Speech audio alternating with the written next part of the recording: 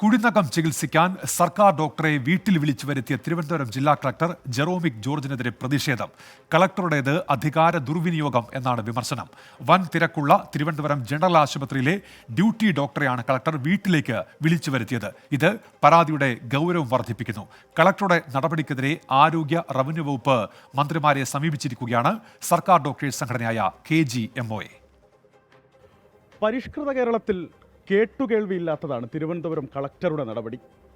കുഴിനഖം ചികിത്സിക്കാനായി സർക്കാർ ഡോക്ടറെ വസതിയിലേക്ക് വിളിച്ചു വരുത്തിയിരിക്കുന്നു. അതും തിരുവനന്തപുരം ജനറൽ ആശുപത്രിയിൽ OPകളിൽ രോഗികൾ തിങ്ങി നിറഞ്ഞു നിൽക്കുന്നതിനിടെ. ലജ്ജയുളവാക്കുന്ന ഈ സംഭവം ഉണ്ടായത് ഇക്കഴിഞ്ഞ ശനിയാഴ്ച.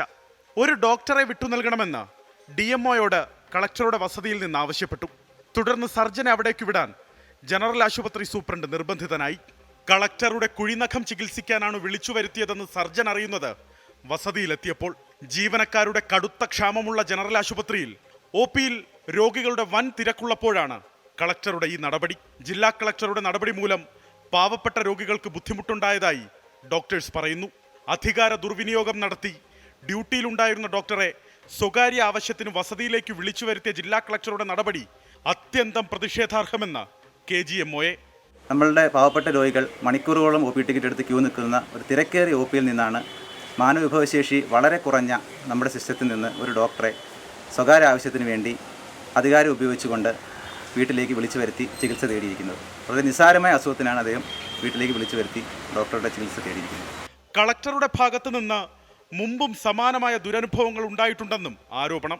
3-4 മാസങ്ങൾ മുമ്പേയും സമാനമായ അനുഭവം നമ്മളുടെ ഡോക്ടർമാർക്ക് ഉണ്ടായിട്ടുണ്ട്. തിരുവനന്തപുരം പേരൂർക്കട മോഡൽ ആശുപത്രിയിൽ നിന്നും ഇതുപോലൊരു ഡോക്ടറെ ജില്ലാ കളക്ടർ വീട്ടിലേക്ക് വിളിച്ചു വരുത്തി ചികിത്സ തേടുന്ന സാഹചര്യം ഉണ്ടായിട്ടുണ്ട്. കളക്ടറുടെ നടപടിക്കെതിരെ ആരോഗ്യ റവന്യൂ വകുപ്പ് മന്ത്രിമാർക്കും ചീഫ് സെക്രട്ടറിക്കും പരാതി നൽകിയിരിക്കുകയാണ് KGMOA. ഇത്തരത്തിലുള്ള സംഭവങ്ങൾ ആവർത്തിക്കാതിരിക്കാനുള്ള ജാഗ്രത അധികാരികളുടെ ഭാഗത്തു നിന്നുണ്ടാകണമെന്ന് സംഘടന ആവശ്യപ്പെട്ടു.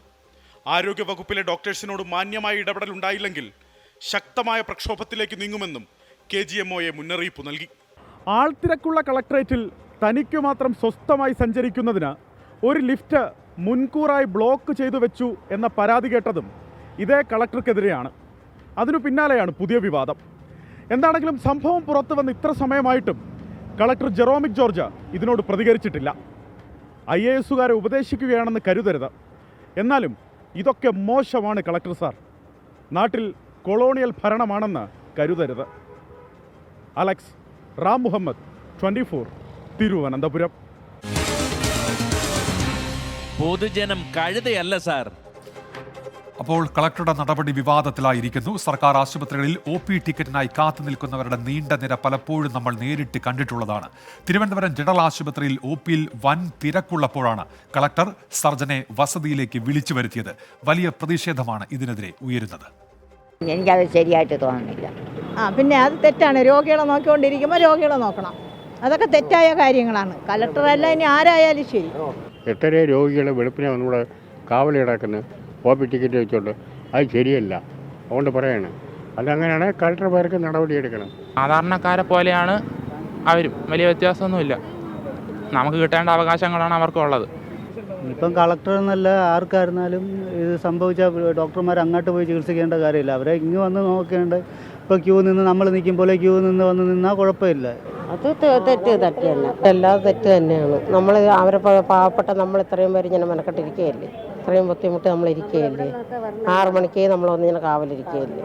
ഒരിക്കലും അങ്ങനെ ചെയ്യാൻ പാടില്ല. ഇത് ഉദ്യോഗസ്ഥന്മാരും കൂടെ ഇങ്ങനെ കൂട്ടുനിന്ന മറ്റുള്ളവരെന്ത് ചെയ്യും?